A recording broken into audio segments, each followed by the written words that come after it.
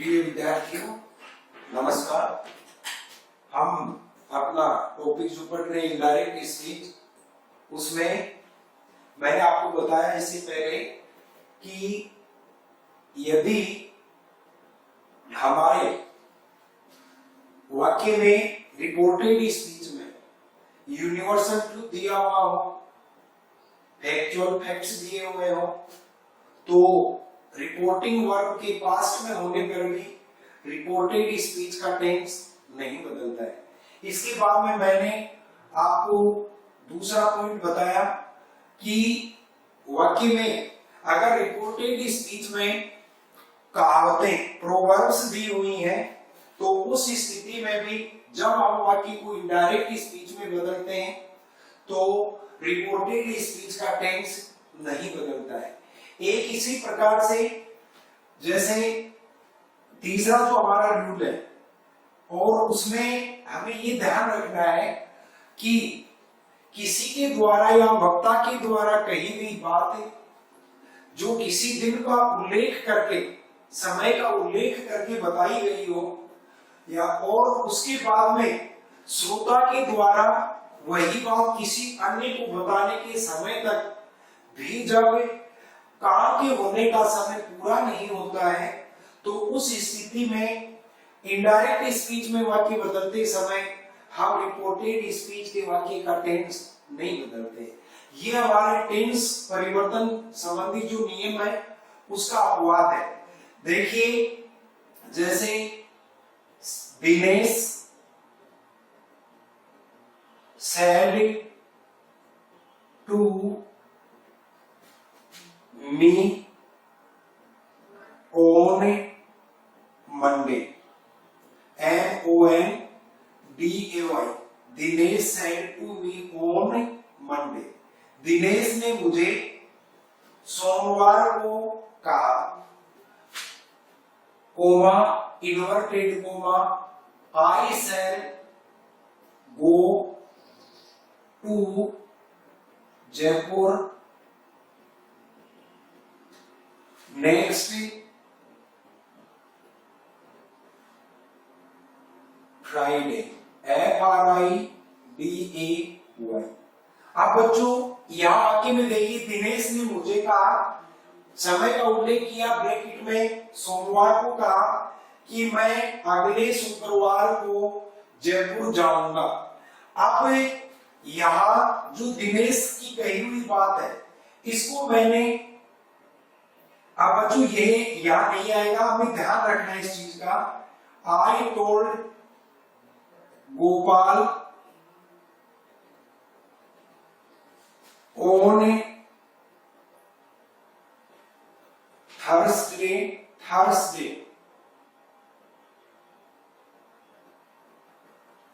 I told Gopal on Thursday that। इसके आगे देखिए, ये जो पहला हमारा वाक्य है, इसमें रिपोर्टिंग वर्ब का कर्ता दिनेश है, लिसनर ऑब्जेक्ट जो है वो मी है, और दिनेश ने अपने लिए आई का प्रयोग किया है। तो यहाँ वाक्य जब आप बदलेंगे तो इस हिसाब से नहीं बदलेंगे कि आई टोल्ड गोपाल, मैंने गोपाल को गुरुवार को बताया, दैट की इसके आगे बच्चों आई को आप बदलोगे इसके अनुसार तो आई रहेगा, लेकिन हम इसकी दिनेश के द्वारा कही हुई बात को बदल रहे हैं तो यहाँ लिखेंगे दैट की। ब्रैकेट में आप ये भी लिख दो, Dinesh will go to Jaipur. और अगर देखिए ये जो दिन है हमारा थर्सडे, इसके इस दिन अगर आप बता रहे हैं, मैं किसी को, गोपाल को, अन्य को बता रहा हूं, तो उस दिन अभी मतलब दिनेश की जयपुर जाने का काम वो एक दिन के लिए और भी बचा हुआ है, तो यहाँ हम ये भी बच्चों लिख सकते हैं तुम्हारा। आप इस वाक्य का अर्थ, मैंने गोपाल को गुरुवार को बताया कि वह को दिनेश कल जयपुर जाएगा। तो ये हमारे तीन इसके महत्वपूर्ण रूल है कि अगर हमारे वाक्य में रिपोर्टेड स्पीच में यूनिवर्सल ट्रुथ दिया हुआ हो, प्रोवर्ब्स दी हुई हो, और अगर वक्ता ने जो समय का उल्लेख किया है और लिसनर उसी बात को किसी और अन्य व्यक्ति को बोल के वक्ता के द्वारा कही गई बात को अपने शब्दों में व्यक्त तो कर रहा है, लेकिन उसके व्यक्त करने के समय तक भी वो कार्य होने का समय नहीं आया है, तो हमारे रिपोर्टेड स्पीच के वाक्य का टेंस नहीं बदलता है। इसके बाद में बच्चों एक चौथा जो हमारे हिस्ट्रिकल मॉन्यूमेंट्स हैं और जो उनकी एग्जिस्टेंस अस्तित्व की अगर हम बात करते हैं, जो अब भी विद्यमान है, अस्तित्व में है, उनका भी मतलब हम जब भी विवरण करते हैं तो टेंस नहीं बदलेंगे। जैसे ही सेड उसने कहा comma the Taj is a beautiful building, BUILDING, full stop. अब बच्चों इसको इनडायरेक्ट स्पीच में जब हम बदलेंगे तो he said that the Taj is a beautiful building, BUILDING building. अब ये जो वाक्य है, अगर इसमें हम या इज की जगह वाज लगाते हैं तो इसका अर्थ होता है कि उसने कहा कि ताजमहल एक सुंदर इमारत था, और था इसका मतलब अस्तित्व में नहीं है। तो ऐसे वाक्य जो होते हैं कि जिनमें यूनिवर्सल ट्रुथ दिया हुआ हो, नंबर 2 प्रोवर्ब्स दी हुई हो, अगर वक्ता के द्वारा कही गई बात के होने का समय नहीं हुआ हो, और ऐसी प्रसिद्ध ऐतिहासिक इमारतें जो अब अस्तित्व में हैं, जिनका वजूद है, उनका के बारे में हम जानकारी देते हैं, तो उस समय हम अपने रिपोर्टेड स्पीच के वाक्य का टेंस परिवर्तन नहीं करते। आपने इसके बाद में बच्चों हम लेते हैं अपना नेक्स्ट व्यू, और नेक्स्ट व्यू होगा कि हमारे जो नेगेटिव सेंटेंस होते हैं, नकारात्मक, उन वाक्यों को इनडायरेक्ट स्पीच में बदलना, क्योंकि जो अभी तक हमने वाक्य लिए हैं वो सारे के सारे हमारे वाक्य थे, वो अफर्मेटिव थे, और अब इसके बाद में हम नंबर 2 पे लिखते हैं नेगेटिव सेंटेंसेस को इनडायरेक्ट स्पीच में बदलना, स्पीच में बदलना। ये बच्चों हमारा दूसरा रूल है।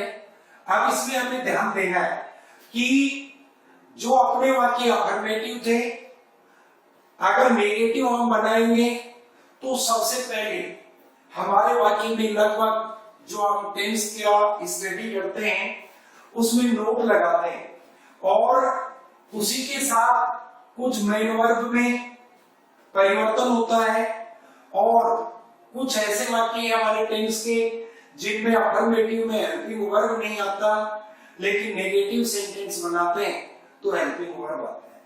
आप इसमें महत्वपूर्ण बातें क्या है, अगर हमारा वाक्य अफर्मेटिव है, ठीक उसी प्रकार से अगर नेगेटिव है, तो सबसे पहला अपना बिंदु होगा आपका ये सैड, SAID, सैड या सैड टू। और बच्चों इनको मैं डिटेल से यहाँ लिखा नहीं रहा हूं, आपका जो व्हाट्सएप का होमवर्क है उसमें मैं इसके बारे में तुम्हें मैंने पूरा लिख के बताया है। इसको हम सैड को सैड ही रखेंगे, सैड टू को टोल्ड में बदलेंगे। इसके बाद में जोड़ने वाला शब्द, ये पहला बिंदु रहा। सेकंड नंबर जोड़ने वाला जो कंजक्शन होगा हमारा, कंजक्शन वो अफर्मेटिव की तरह क्या, दैट ही होगा। थर्ड नंबर, तीसरे नंबर में अगर हम बात करें तो उसके अंदर हमारा जो वाक्य में जहां नोट नेगेटिव में लिखा है नोट का बिल्कुल वही जगह प्रॉपर प्लेस होना चाहिए, उसी जगह पे हमें वाक्य में नोट वापस लगाना है जहां पे नोट लिखा है। अब इसके बाद में चौथा number tense change. Tense change जो है वो पूर्व नियमानुसार होगा, पूर्व नियमानुसार होगा ना, नियमानुसार। पर्सन चेंज है वो भी पूर्व नियमानुसार होगा। और उसके बाद में टाइम और प्लेस वर्ड, टाइम और प्लेस वर्ड जो निकटता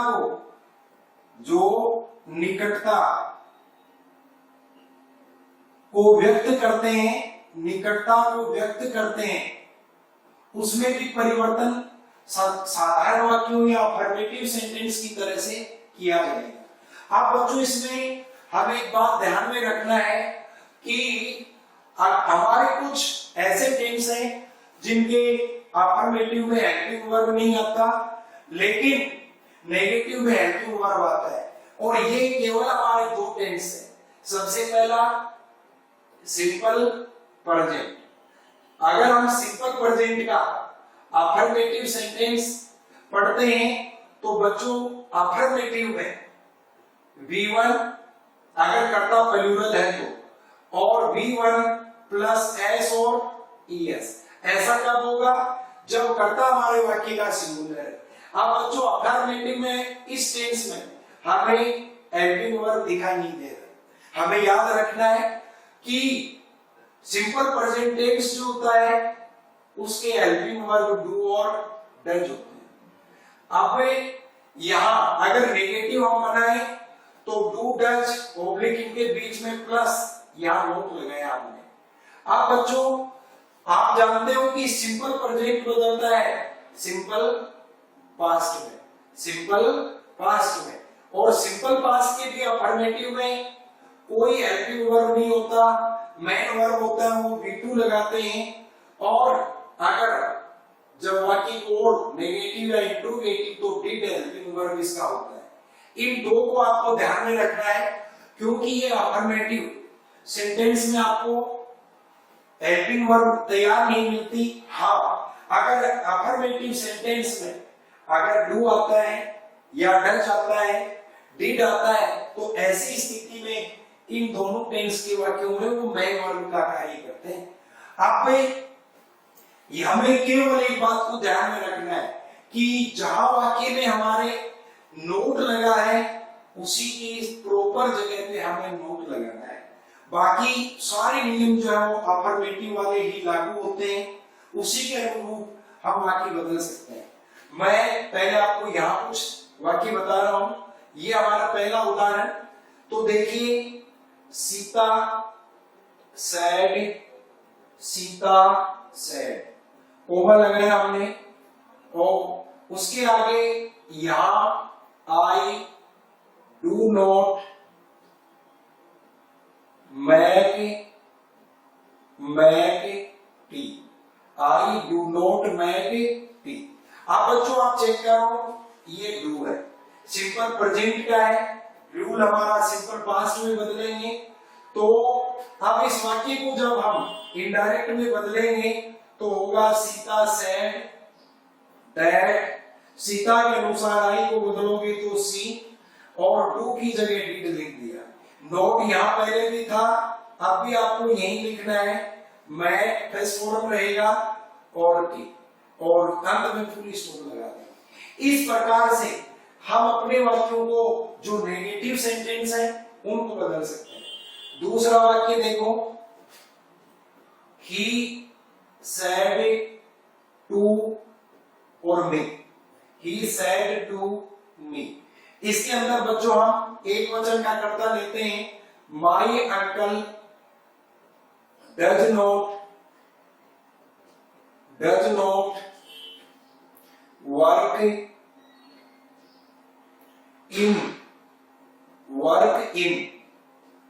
a factory, FACTORY। अब बच्चों ये हमारा वाक्य है। उसने मुझे कहा मेरे चाचा जी एक कारखाने में काम नहीं करते हैं।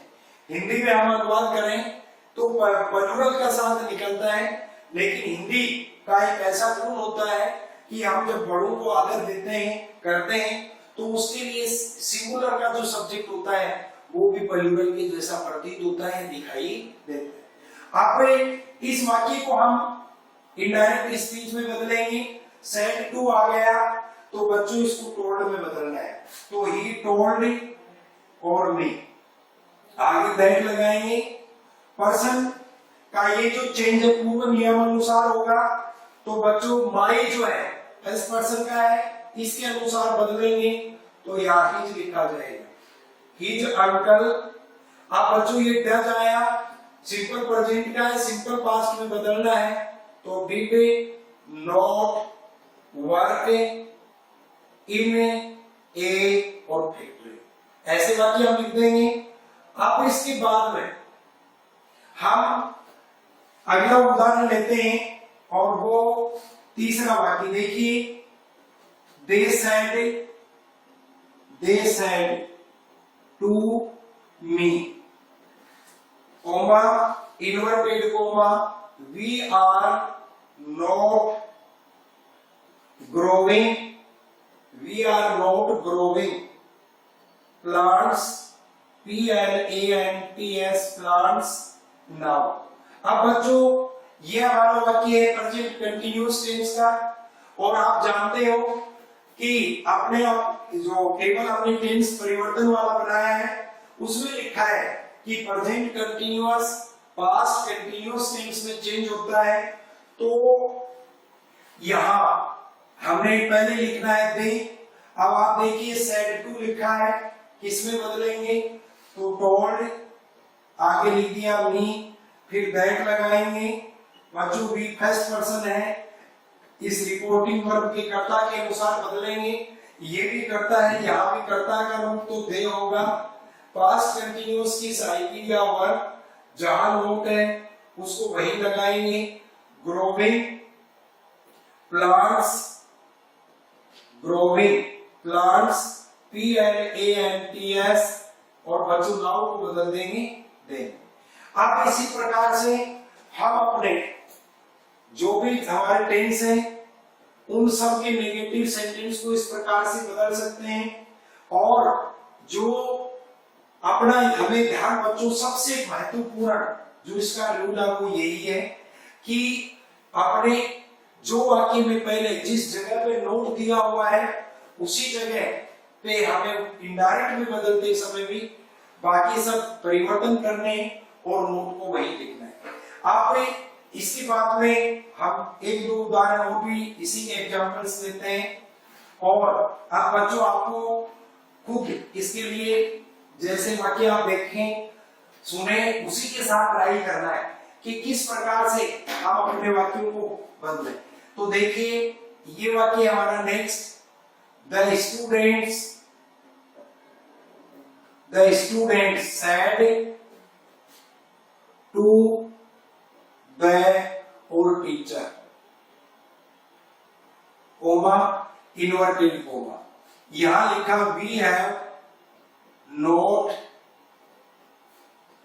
completed, completed our और आगे बच्चों लिखते हैं होमवर्क। अब ये जो हमारा वाक्य है अध्यापकों ने विद्यार्थियों ने अध्यापक से कहा हमने हमारा गृह कार्य पूरा नहीं किया। अब इनडायरेक्ट में हम बदलेंगे, सेड टू लिखा हुआ है तो टोल्ड होगा और यहां लिखेंगे the students told the teacher, आप बच्चों आगे दैट लगाएं। अब भी जो है फर्स्ट पर्सन है, कर्ता के अनुसार बदलेंगे तो दे आएगा, हैव नॉट, ये आपका प्रेजेंट परफेक्ट टेंस है और नियम है कि प्रेजेंट परफेक्ट को पास्ट परफेक्ट में बदलते हैं तो साइकिलिया में चेंज, नोट जहां है वही रहेगा, नॉट कंप्लीटेड। उसके आगे बच्चों आवर भी फर्स्ट पर्सन का उदाहरण है, संबंध कारक डियर, और उसके आगे लिखेंगे homework, dear homework, full stop. और इस प्रकार से हम अपने जो नेगेटिव सेंटेंस है उनको बदल सकते हैं। एक वाक्य उदाहरण और हम देते हैं, Sita said to Gopal, Sita said to Gopal coma inverted coma I shall not buy sweets tomorrow, TOMORROW। अब बच्चों ये वाक्य देखिए, इसमें सीता ने गोपाल से कहा मैं कल मिठाइयां नहीं खरीदूंगी। यहाँ आप भी जानते हैं टोल्ड में बदलेंगे, सीता टोल्ड गोपाल, इसके आगे देखो दैट लगाए, सीता के अनुसार आई फर्स्ट पर्सन में बदलेंगे तो बच्चों आपको सी मिलेगा।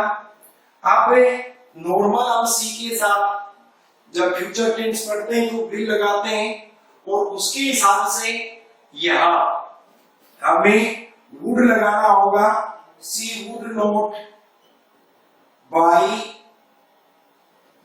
Sweets, BUI buy sweets the following day. इस तरीके से हमें अपने वाक्यों को चेंज करना है।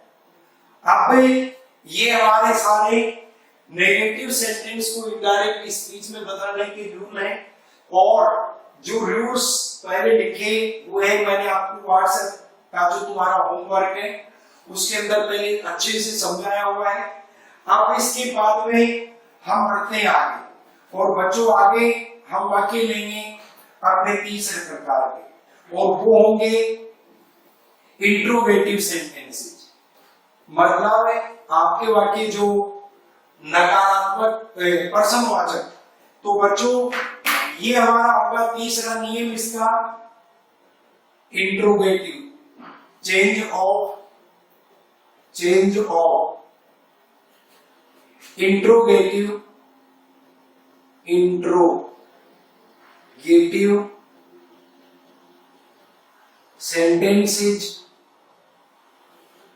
sentences into indirect speech. अब बच्चों ये हमारा नया रूल है इनडायरेक्ट स्पीच से रिलेटेड। पहला हमने चेंज किया अफर्मेटिव सेंटेंस, दूसरे नंबर पे नेगेटिव सेंटेंस, और अब आपका हुआ इंट्रोगेटिव सेंटेंस। अब जब हम पर्सन वाक्यों की बात करते हैं तो बच्चों इंग्लिश लैंग्वेज में पर्सन दो प्रकार से बनते हैं, एक बनता है हेल्पिंग वर्ब से और दूसरा बनता है WH वर्ड से। तो यहां हम पहले लिखेंगे ए, क्वेश्चंस विद हेल्पिंग वर्ब, अब बच्चों इसके जो रूल्स है पहले उन्हीं को हम समझते हैं। तो ये पहला रूल हमारा इसका कि ऐसे पर्सन वाक्य जो सहायक क्रिया से बने हैं उनको हम इनडायरेक्ट स्पीच में बदलें। तो क्या रूल या नियम ऐसे हैं जो इसके लिए प्रयुक्त होते हैं, लागू होते हैं। अब बच्चों एक हमें ये ध्यान रखना है कि जो पर्सन वाक्य हम हेल्पिंग वर्ब से बनाते हैं वो हमेशा अपने वाक्य के प्रारंभ में या कर्ता से पहले लिखा जाता है। अब अफर्मेटिव में और इंट्रोगेटिव में जो पॉजिटिव इंट्रोगेटिव होता है उसमें सबसे बड़ा यही फर्क होता है कि सहायक क्रिया अफर्मेटिव में कर्ता के बाद होती है और इंट्रोगेटिव में कर्ता से पहले होती है। उदाहरण देखो, एक सरल सा वाक्य हम लिखते हैं, सी इज डांसिंग, वह नाच रही है। इसको अगर हम हेल्पिंग वर्ब से इंट्रोगेटिव बनाते हैं, इज सी और आगे लिख देंगे dancing, is she dancing, question mark लगा दिया, क्या वह नाच रही है। अब बच्चों एक अपना ये जो हेल्पिंग वर्ब से पर्सन बनता है उसको इंग्लिश में लैंग्वेज में ऐसे पर्सन वाक्यों को यस नो टाइप क्वेश्चन कहते हैं, हाँ या ना वाले पर्सन वाक्य कहते हैं। और क्यों कहते हैं? क्योंकि ऐसे जो पर्सन जो हेल्पिंग वर्ब से बनते हैं उनका उत्तर या तो हाँ में दिया जाता है या न में दिया जाता है। इसलिए अब इसके ये जो वाक्य आप बच्चों आप चेक कीजिए, पहला ये जो वाक्य इसमें इज हेल्पिंग वर्ब सब्जेक्ट के बाद में दिया हुआ है। इंट्रोगेटिव जो पॉजिटिव आपका सकारात्मक प्रश्नवाचक वाक्य है, हेल्पिंग वर्ब पहले दिया हुआ है। तो हम इनडायरेक्ट स्पीच में जब वाक्य बदलेंगे तो उसके लिए कुछ निश्चित रूल है। तो अभी बच्चों जो रूल्स हैं उनको मैं बोर्ड पे तुम्हें शॉर्ट में बता रहा हूँ, यहाँ पूरा हम लिखेंगे नहीं, जो आपको व्हाट्सएप का होमवर्क दिया जा रहा है उसमें इसके बारे में पूरा समझाया, मैं समझाऊंगा या समझाया हुआ है। तो देखिए सबसे पहला जो रूल ये है हमारा सैड या सैड टू, सैड या सैड टू। इसको बच्चों हम अगर वाक्य हमारा इंट्रोगेटिव है तो बदलेंगे आस्क। ये हमारा सबसे पहला रूल होगा। Number 2 conjunction, CONJUNCTION conjunction. और बच्चों ये इफ, और दूसरा एक और जिसका नाम है वेदर। आपको ध्यान हमें ये रखना है, मैं आपको बताऊं कि मोस्टली 80% इफ का प्रयोग करते हैं, लेकिन अगर हमारे वाक्य में हमें अल्टरनेटिव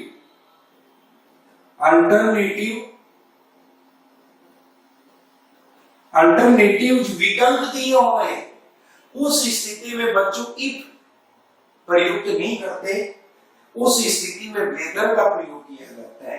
आप जैसे मानो हमें कोई पूछे Mohan said to me do you like tea, क्या तुम चाय पसंद करते हो, तो इस वाक्य में हमारे पास केवल एक ही अल्टरनेटिव ऑप्शन एक ही है, तो Mohan asked me if I like T. लेकिन अगर वो ये कहता है डू यू लाइक टी और कॉफी, तो उस स्थिति में हमारे पास अपने वाक्य में 2 अल्टरनेटिव विकल्प है, एक कॉफी का एक चाय का। और इस स्थिति में अगर अल्टरनेटिव का पर्सन हमें पूछा गया हो तो उसके साथ उस स्थिति में बच्चों जोड़ने वाले शब्द का प्रयोग है वो वेदर का करेंगे, और ये बहुत कम वाक्यों में होता है। इसके बाद में हम तीसरे रूल पे आते हैं बच्चों।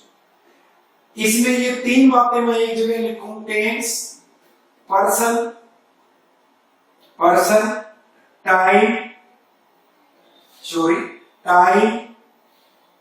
प्लेस, वर्ड्स, जो बच्चों नियरनेस, निकटता को व्यक्त करते हैं, इनमें हमें पूर्व नियमानुसार परिवर्तन करना है। जैसे आप टेंस की बातें आप करें तो रिपोर्टिंग वर्ब अगर पास्ट टेंस में है तो सिंपल प्रेजेंट की जगह सिंपल पास्ट का प्रयोग करेंगे, प्रेजेंट कंटीन्यूअस की जगह पास्ट कंटीन्यूअस का करेंगे, और प्रेजेंट परफेक्ट की जगह पास्ट परफेक्ट का करेंगे। पर्सन्स का चेंज जो हम करते हैं वो बच्चों मैंने आपको एक सूत्र बताया, सन, SON। इधर हमने लिखा था RV, नीचे लिखेंगे RS, 1 2 और 3। इस तरीके से हम इसमें चेंज करेंगे। टाइम और स्थान की निकटता को व्यक्त करने वाले शब्द है, उसका मैंने आपको टेबल बताया, उसी के अनुसार परिवर्तन करें। इसके बाद में बच्चों चौथा, ये बहुत ही महत्वपूर्ण नियम हमारा कि जो अपना सेंटेंस होता है जो रिपोर्टेड स्पीच का अपना सेंटेंस है इन्वर्टेड कोमा के अंदर इसका इस वाक्य को बच्चों इस वाक्य को साधारण वाक्य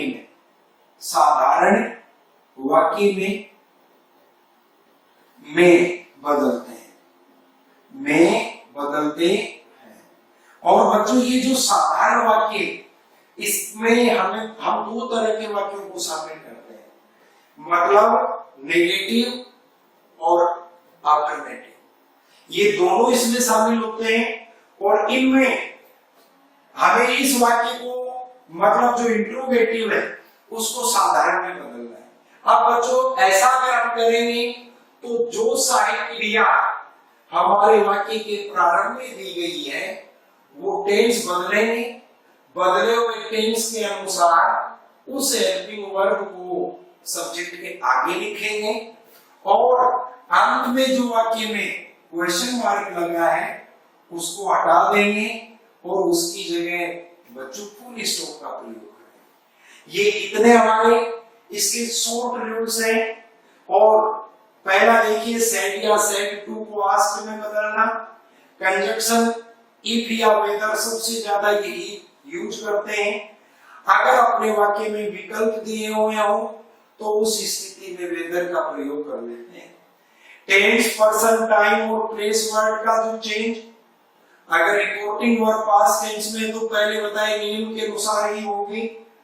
फिर जो अपना वाक्य इंट्रोगेटिव है रिपोर्टेड स्पीच का उसको हम साधारण वाक्य में बदलेंगे और अगर वाक्य साधारण बना रहे तो पर्सनवाचक चिन्ह के स्थान पर फुल स्टॉप लगाएंगे।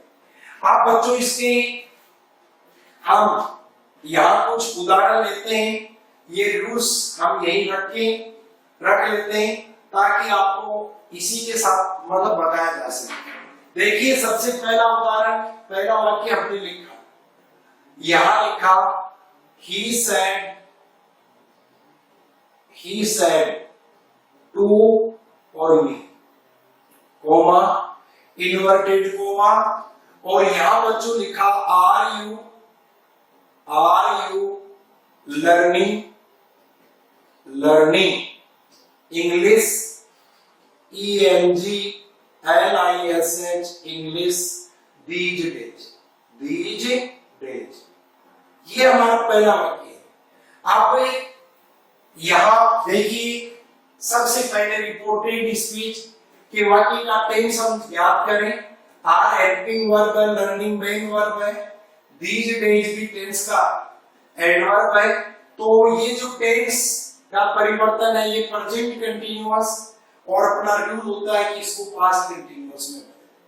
अब जब हम वाक्य को चेंज करें तो सबसे पहले ही लिखा, यहां अपना रूल आता है ये पहला सेड या सेड टू को तो किसने बदल दिया, आस्क्ड। इसके आगे ऑब्जेक्ट लगा दिया, हमारे वाक्य में कोई ऑप्शन नहीं है, अल्टरनेटिव नहीं है, तो हम जोड़ेंगे किससे, इफ से। इसके बाद में ये बच्चों हमारा सेकंड पर्सन है। अब आप ध्यान दें, अगर कर्ता से पहले हम हेल्पिंग वर्ब लगा दें तो वाक्य इंट्रोगेटिव ही रहेगा, अफर्मेटिव नहीं बनेगा। इसलिए पहले सब्जेक्ट आना चाहिए और उसके बाद में वर्ब, हेल्पिंग वर्ब आनी चाहिए। तो यू जो है वो सेकंड पर्सन है, ऑब्जेक्ट के अनुसार बदलोगे, ये कर्ता का काम कर रहा है तो यहाँ बच्चों आई लिखना होगा, मी के अनुसार, ऑब्जेक्ट के अनुसार। अब ये टेंस प्रेजेंट कंटीन्यूअस का है जो रिपोर्टेड स्पीच में प्रेजेंट कंटीन्यूअस किसमें बदलेंगे, पास्ट कंटीन्यूअस में। पास्ट कंटीन्यूअस की सहायक क्रिया होती है वाज और वर, तो I was learning English ENGLISH, these को बदलेंगे दोज और बच्चों लास्ट में लिख देंगे डेज। पर्सनवाचक की जगह फुल स्टॉप लगाएंगे। आपने ये जो आपके इसके प्रमुख 4 नियम है, इनको अगर हम फॉलो करें तो हम अपने वाक्य को इनडायरेक्ट स्पीच में प्रश्न वाक्यों को जो सहायक क्रिया से बने उनको बदल सकते हैं। अब बच्चों दूसरा उदाहरण हम लेते हैं, बात कर लेते हैं वेदर का कि वेदर किस तरह के वाक्यों में। तो देखिए, ही said to her, he said to her, ये बच्चों मेल, ये फीमेल। अब इसके बाद में यहां इन्वर्टेड कोमा में do you like coffee, coffee और टी, क्वेश्चन मार्क लगाया। अब देखो उसने उससे कहा क्या तुम कॉफी पसंद करती हो या चाय। अब बच्चों आपके पास तुम्हारे वाक्य में दो अल्टरनेटिव है, मतलब एक कॉफी का दूसरा चाय का। तो इसके हिसाब से यहां जब हम वाक्य को बदलेंगे तो ही आस्क्ड, आपका पहला रूल पूरा हो गया। यहां लिख दिया हर। अब बच्चों इसके अंदर दो अल्टरनेटिव है, तो तुम बताओ जोड़ने के लिए क्या कंजक्शन, वेदर। अब बच्चों यू जो है सेकंड पर्सन है, ऑब्जेक्ट के अनुसार बदलेंगे तो सी आएगा। टेंस की पहचान करो, सिंपल प्रेजेंट क्या है तो पास्ट सिंपल में बदलेगा। वाक्य साधारण बनाना है तो हेल्पिंग वर्ब नहीं आएगी, लाइक कॉफी, कॉफी और टी, फुल स्टॉप लगाया। इसके बाद में अब ये जो हमारे रूल हैं इनको तुम्हें याद रखना, ध्यान में रखना है। इसके बाद में हम नया उदाहरण लेते हैं एक और उसमें इस तरीके से वाक्य, I said to her, I said to her. यहां हमने वाक्य लिखा हैज मोहन, हैज मोहन। उसके आगे बच्चों लिखा गोन टू स्कूल और नॉट, क्वेश्चन मार्क। ठीक है। अब बच्चों इस वाक्य में देखो, मैंने उससे पूछा क्या मोहन स्कूल गया है या नहीं। अब बच्चों यहां ये जो अपना वर्ब है जाना, उसके दो ऑप्शन है कि गया है या नहीं गया। तो अगर अल्टरनेटिव हमारे पास है तो आई आस्क्ड, ये सेड टू को बदल दिया हर, वेदर WHETHER। अब बच्चों टेंस को, वाक्य का टेंस हम उसको चेक करें तो ये वाक्य है हमारा प्रेजेंट परफेक्ट का, बदलेंगे किसमें, पास्ट परफेक्ट में। याद रखना अगर इसी कर्ता से पहले सहायक क्रिया लगा देंगे तो वाक्य प्रश्नवाचक ही रहेगा, तो इसके आगे हमें पहले कर्ता लगाना है। तो Mohan, I asked her whether Mohan, past perfect की सहायक क्रिया होगी had gone to school or not, had gone to school or not, और no। ये बच्चों इसके आगे फुल स्टॉप लगा दिया। इस तरीके से हमें अपने वाक्यों को चेंज करना है, और जो हेल्पिंग वर्ब से बने हुए पर्सन वाक्य होते हैं उनको इसी तरीके से हम इनडायरेक्ट स्पीच में बदल सकते हैं। और इसमें हमें ये ध्यान रखना है कि जो जितने हमारे इसके वाक्य को इनडायरेक्ट स्पीच में हम बदलते हैं तो उसके लिए जितने रूल्स लागू होते हैं उनको सबको अपने दिमाग में बिल्कुल हर चीज को फॉलो करके वाक्य को पूरा करना। अब देखिए, Sita said to Mohan, comma लगाया, इन्वर्टेड कोमा में यहां बच्चों लिखा were you watching were you watching the TV at that time, at that time, question mark लगाया। अब बच्चों सबसे पहले अपना ये जो वाक्य है इसकी टेंस की हमें पहचान करनी, तो ये है पास्ट कंटिन्यूअस का।